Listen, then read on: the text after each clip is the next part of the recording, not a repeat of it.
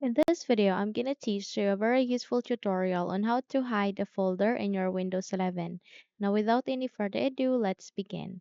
First of all, you need to select the file folder that you would like to hide with. Make a right click here. The moment you click on it, go with Properties. Okay, so here at the Properties of your selected folder, please proceed here at the Attributes and check this Hidden. Click on Apply and then click on OK to continue and click on OK once again. In that way, you have just successfully hide the folder here in your Windows 11 desktop. Okay? And in order to unhide it, all you need to do is you need to navigate here at the bottom search bar and type for folder options. Once you've typed it, please wait until you would be able to see a best match, which is a file explorer options, and click on this open to continue.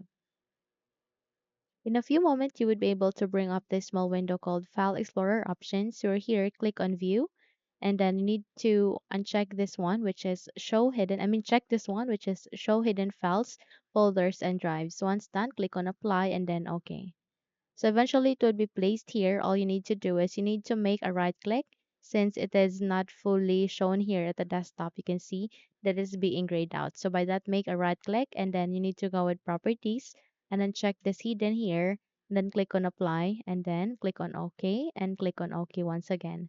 In that way, you have just successfully unhide the file folder here in your Windows 11. Okay. So that's it. Hopefully this video had helped you a lot. If yes, don't forget to subscribe, hit the like button, as well as the bell icon to be updated for more tutorials like this. Thank you for watching and have a good day, everyone.